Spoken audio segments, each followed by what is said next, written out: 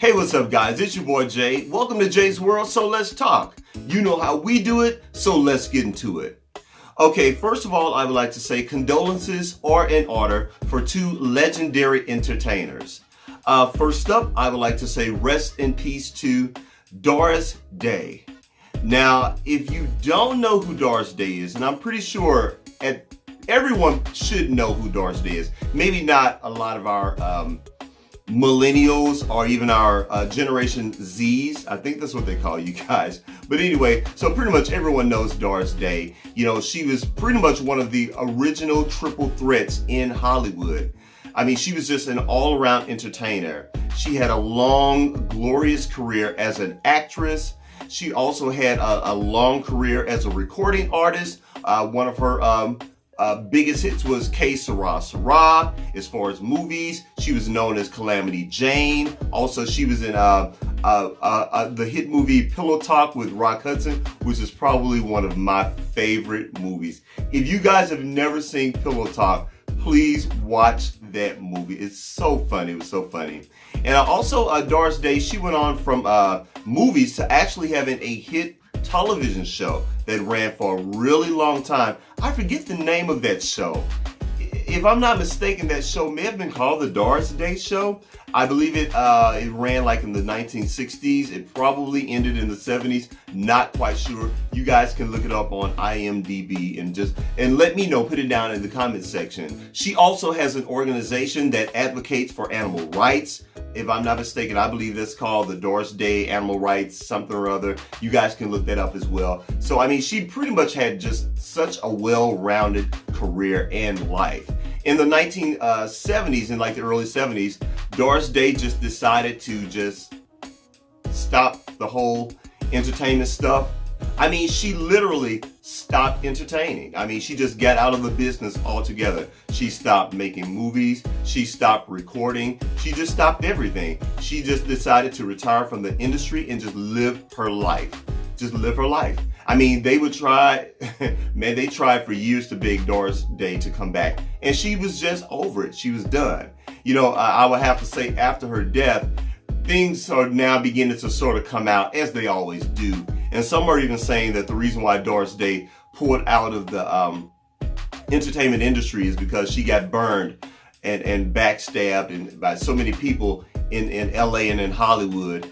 And to be honest, I'm not shocked because y'all, LA is probably one of the fakest places on the planet. So I can probably relate. Well, not even just LA. I just think the entertainment industry in itself.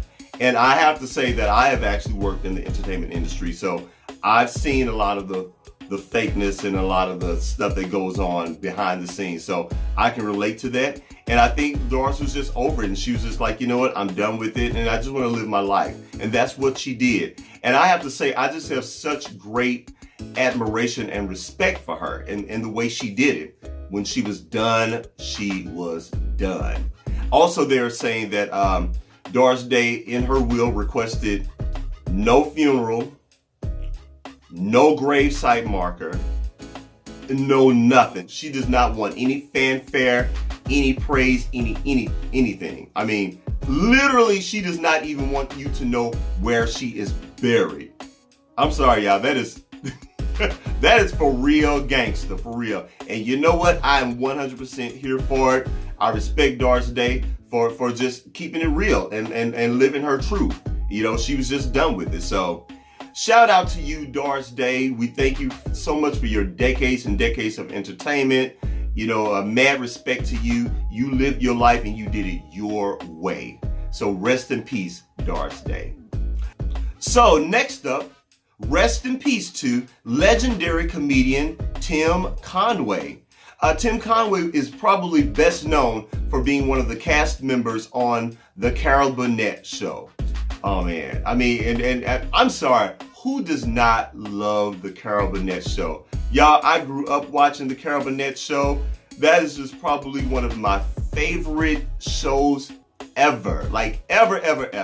You know, I mean, the Carol Burnett Show really does predate a lot of the comedy sitcoms and also Saturday Night Live. I mean, before there was Saturday Night Live, there was the Carol Burnett Show. And Tim Conway was one of the main cast members on that show. Y'all, if you've not seen Tim Conway on the Carol Burnett Show, please check him out. I mean, you can check it out right here on YouTube. You know, he's probably known on that show for when he played the old man scooting around and always breaking up Harvey Korman and their famous skits, making Harvey Korman like literally laugh. And those guys were like really pretty much best friends during that time. And their whole thing with each other was to see who could break up the other person first. And of course, Tim Conway always won. My boy always won. So, you know, it's just so funny. And also he was known for one of his characters when the Mama's Family skits, he was in that. I mean, he was just amazing and so funny. And you know, also he was in Mikhail's Navy back in the 1950s or something like that. And he's done a lot of other things in the entertainment industry. But I think for me, I really do feel that he's probably best known for being one of the principal cast members of the Carol Burnett Show. Just a funny, funny man. So check out his stuff on YouTube. You would thoroughly laugh and enjoy yourself. So rest in peace to Mr. Tim Conway. All right. Okay, guys, next, I want to talk about Ayesha Curry.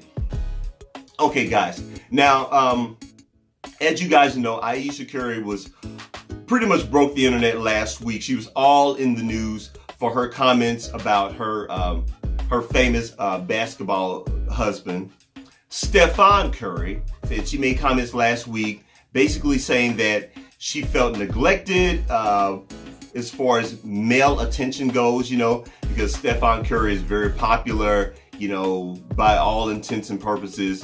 You know, he's a good looking guy, and, you know, and he receives all of this female attention. And basically she was saying that, you know, she would like some attention as well from the guys or whatever, you know. And I don't want to reopen that whole thing because I did have my opinions about that. And I started to make a video, but I was like, leave it alone. You know, it'll pretty much die out, you know, in the press or whatever. And for the most part, it really did until this week. Now Ayesha is back in the news again. This time Ayesha is complaining that the African American community does not make her feel as if she's black enough. You know, I guess due to her mixed heritage and her fair complexion, she just feels that black people are just not making her feel black enough. She doesn't feel white enough for the white community, and so on and so forth. And look, here's my thing, and I'm just going to be real, and I don't mean to be harsh towards you, Ayesha, but Ayesha, I'm going to need you to pick a struggle.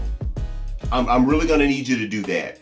You know, I mean, last week you were complaining about not getting enough attention from men. Now this week you're saying that the black community is not making you feel black enough. Ayesha, I really don't know what you want. All I know is this. Ayesha, you are living a charmed life. You know, you are married to a famous basketball player. You are an entrepreneur and a brand unto yourself. You're very successful in that. And I don't know, it's like I'm just hearing a lot of why. They're not looking at me. Why? The black people don't make me feel black enough. It's just getting to be too much, Ayesha. Like, seriously. You need to really focus on your blessings and focus on your family, focus on your husband, and get back to your business and being the great entrepreneur that you are. So the fact that you are a brand unto yourself, you have your housewares and you're always on QVC and you're selling stuff or whatever. So that's a great thing. And again, I don't mean to be mean or harsh towards you, you know, I just need Ayesha Curry to focus on Ayesha Curry. If you need to get therapy, sister, then get therapy. You not feeling black enough is not the burden that we as African Americans need to carry. You know, I don't know what you need to do, Ayesha, but yeah, it's just getting to be a little too much right now. And you know, to me, now y'all can disagree with me if you want to. put it down there in the comment section, and I know you will. Just keep it respectful.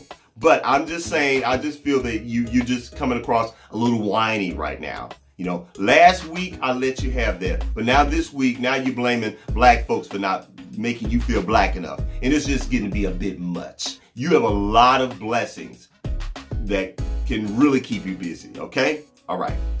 That's all I got to say for Ayesha. Sometimes, y'all, you just got to give a little tough love. And I came at you, Ayesha, out of a spirit of love. So, and of course, you're watching this channel. Why wouldn't you? All right. Okay, so next, guys, I want to talk about Constance Wu. Now, if you guys don't know who Constance Wu is, Constance Wu, she's currently on the hit television show on ABC. What's it called? Fresh Off the Boat. Yeah, that's it. It's called Fresh Off the Boat. And also, Constance Wu it was also in that hit movie, Crazy Rich Asians. I don't know if you guys have seen that show. It really was a good movie. That was just a really good movie. So check out Crazy Rich Asians. I'm sure it's probably on. You should be able to rent it by now, whatever, you know. Anyway, so basically the deal with Constance Wu, ABC announced on Twitter that they were renewing the show for a 6th season. And Constance, her response to that was something to the effect of effing hell or something like that. You know, I'm not going to say that word, but you know what I'm talking about. But she said effing hell, and then someone right up under that that tweet of hers says, you know, hey, you should be grateful. And then she goes, this is a bad thing for me right now. I could just cry. And now don't quote me because her tweet says something specific, but I don't have that tweet in front of me, so I'm just kind of paraphrasing to give you an idea of exactly her sentiments. And like I said, so it was to the point of, you know, this is horrible. You know, I have another project that could really push me as an artist, and I just don't want to really deal with this right now. I mean, she was just basically going off and complaining at the fact that her hit television show had been picked up for a 6th season. You know, I mean, here's my thing with Constance. Are you kidding me? I mean, as a minority in Hollywood, you're complaining that you have a hit television show that has now been picked up for a 6th season. Do you know how huge that is for the Asian community, the Asian American community? I mean, Asian representation on television is practically non-existent. And you guys have a hit television show that has now been picked up for a 6th season. You should be throwing confetti in the air and pouring champagne all over yourself. Are you crazy? I just couldn't believe her response to that. I know of several Asian actresses and entertainers that would love to be in the space that you are in right now. And for the record, for those of you that don't know, comedian Margaret Cho, who happens to be one of my favorite comedians. I love Margaret Cho. Margaret Cho actually was one of the first Asians to have her own comedy sitcom way back in the day. If I'm not mistaken, it was like in the 90s. It was like in the early 90s, I believe it was. But yeah, Margaret Cho, she actually had her own show back then. So, but it didn't last very long. I'm like, what is this woman's problem?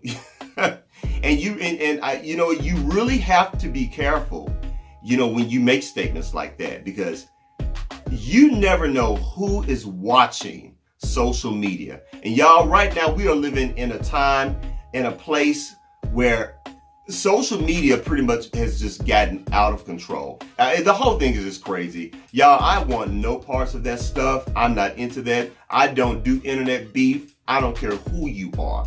I'm not beefing with you. So you can get on your social media platform, call me all types of names, say what you want. I don't care about that stuff. I'll never respond anyway. So you literally are wasting your time. But anyway, that's another subject. But getting back to Constance Wu.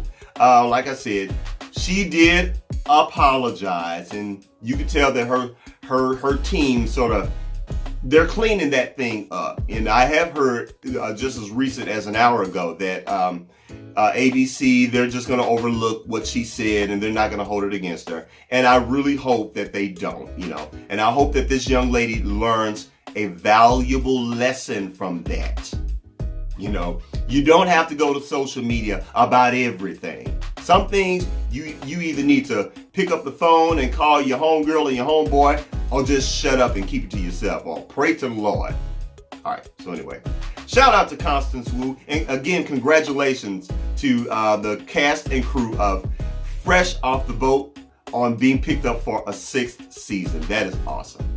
All right, guys, so hey, that's it. That's all I got for Hot Topics today. You guys, please don't forget to rate, comment, and do what? Subscribe. Please subscribe to my channel. What are you waiting on? You're already over here. And after you subscribe to my channel, please don't forget to hit the bell icon. Because when you hit the bell icon, YouTube will send you a notification, and you too can be down with the notification squad. All right? So guys, that's all I got. I will holler at you later. Peace.